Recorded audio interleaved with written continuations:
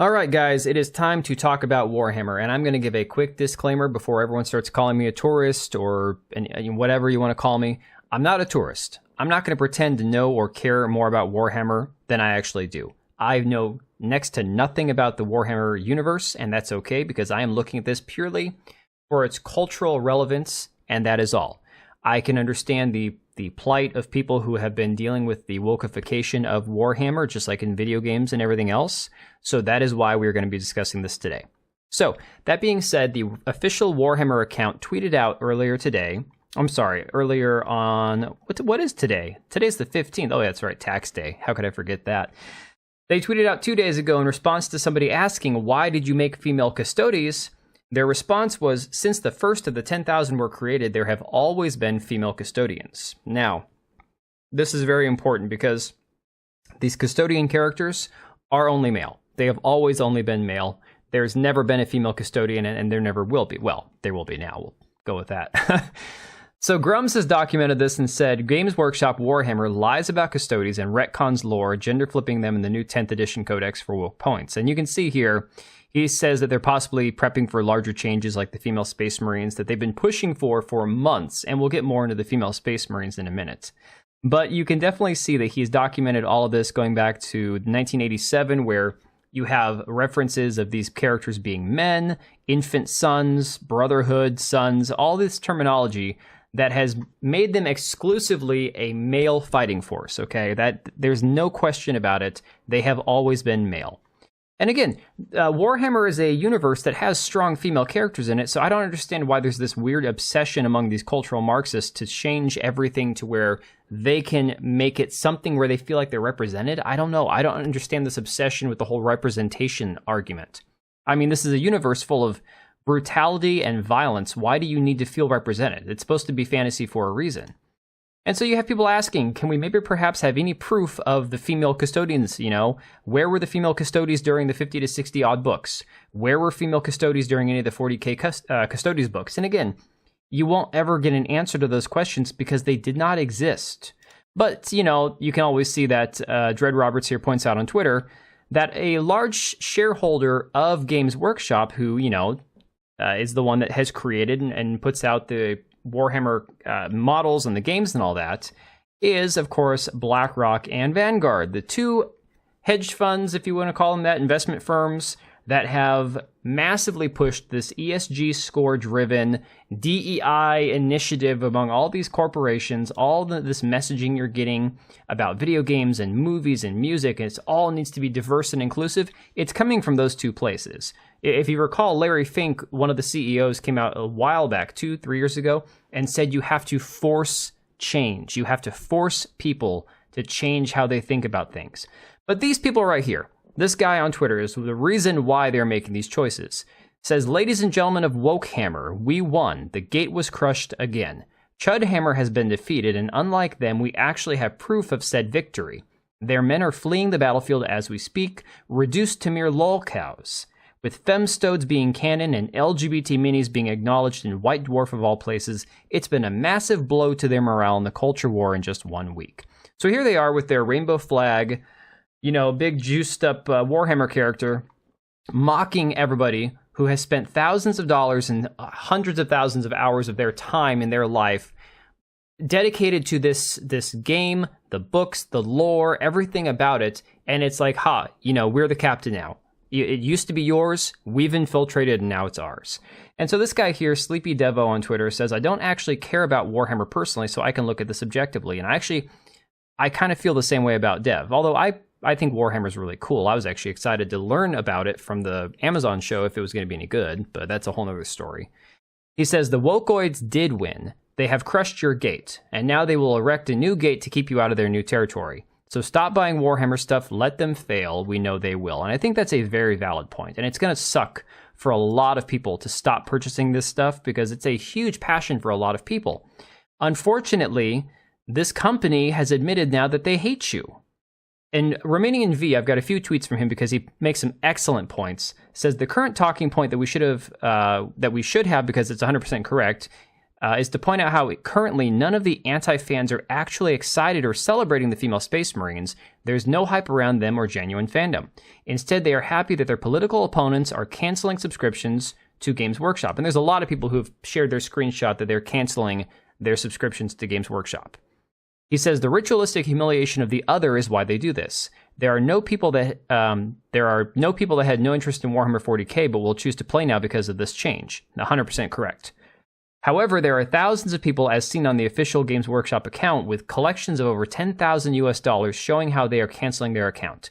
The anti-fans hope that every company will cater to them, and eventually you will be forced to buy from their slop or choose to be deprived of entertainment. This explains why they despise anime or video games like Stellar Blade, The Coffin of Ashley, and Lele, etc. They not only hate to see that this is what the true market actually wants to spend money on, and also realizes that the more Western companies lose money, the more they have to cut with the nonsense or go bankrupt. And then he shared another tweet from somebody who's completely evil, and I swear I've seen this tweet before. I don't know if it's a new tweeter or from this recent Games Workshop fiasco, but he says, back in the day, would have said, come on, man, don't be like that, give it another chance. Because they wouldn't want the company to lose money. Because they would value the input of another fan. Now look at the unhinged replies. And this is from a tweet where it says, it brings me so much joy to know that you feel like all your favorite hobbies are being stripped away from you. You will never get what you think you had back, and that is hilarious. This is an evil, vindictive person right here. That's the sign of a truly unhinged, evil person. They're just celebrating the fact that something you loved is now dead. Then you see people like this, some YouTuber named Major Kill. I don't know. I don't watch his content, so I don't know who it is. This guy's like, awesome, now I really hate him. And you can see this pinned comment here saying, definitely not what I was expecting to see this weekend, but interesting nonetheless. At least this is the closest we have gotten to giant superhuman muscle mommies.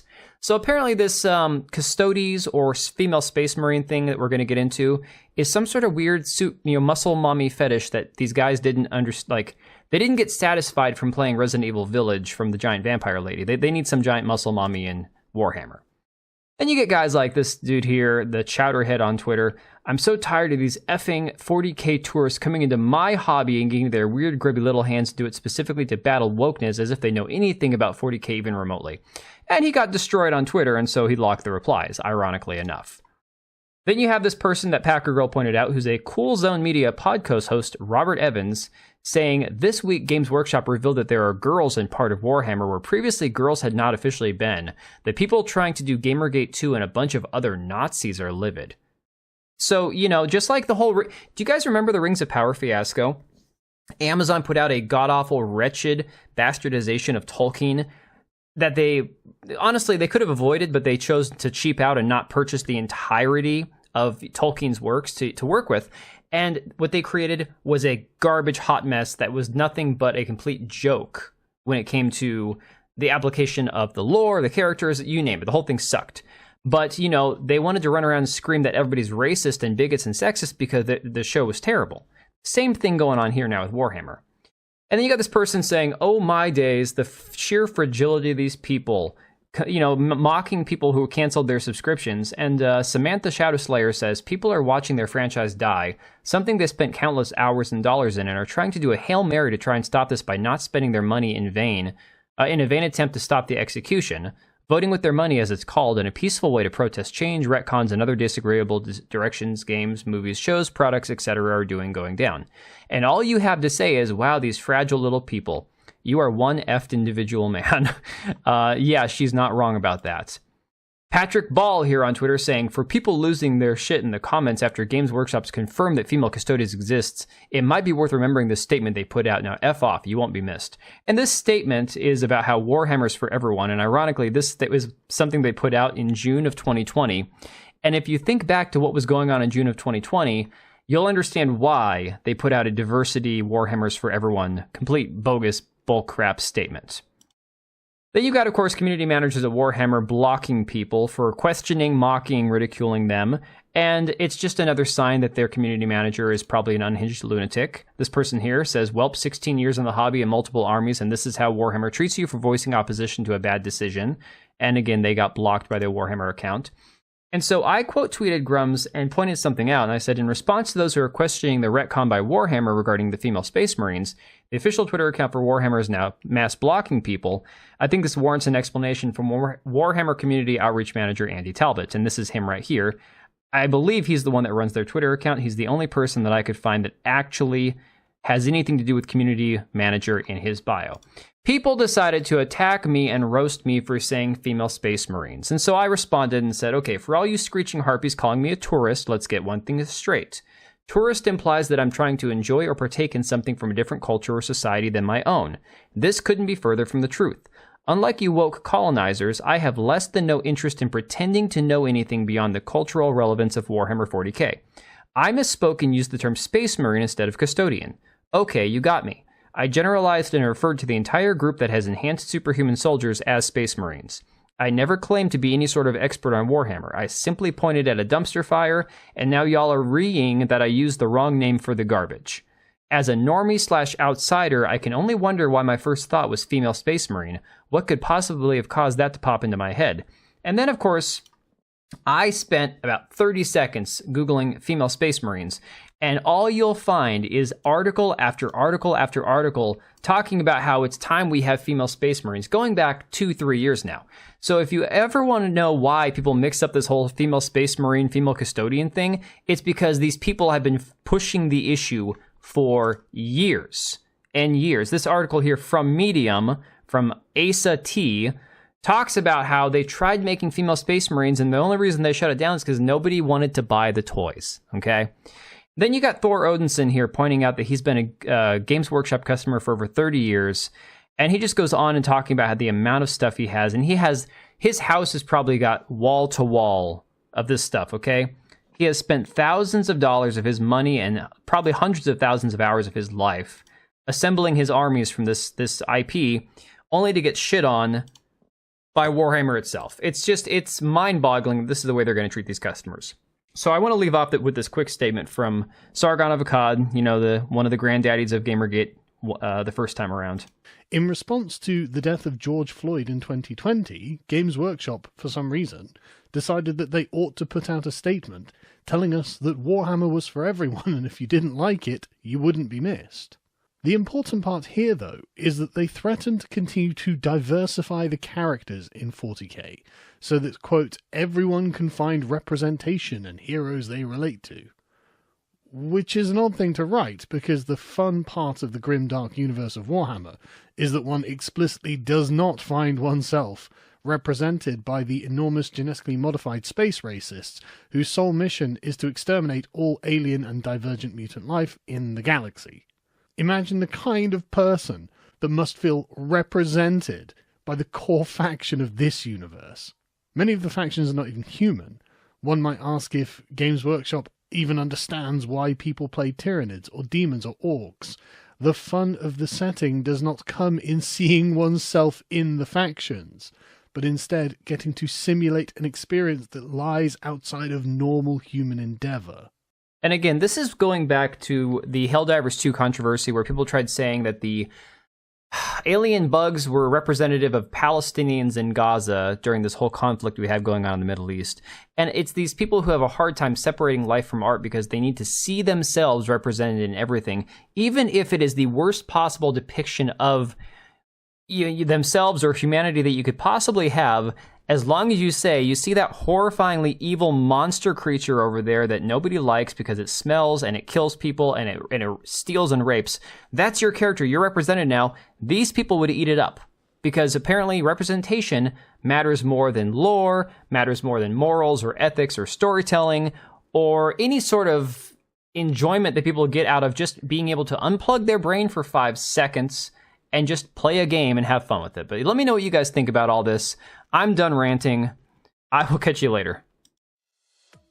All right, and if you made it this far, thank you so much for watching the video. Thank you for being here. I do have 2 channels, Minimal Effort Podcast, as well as my gaming channel. I do have a Twitch and Kick for my gaming channel. We do live streams over there occasionally, maybe once a week. And then if you are in the market for a new PC, make sure to check out Meta PCs. Click the link I have down below. Use code TBO at checkout for a special discount. Thanks again for watching, and I will see you next time.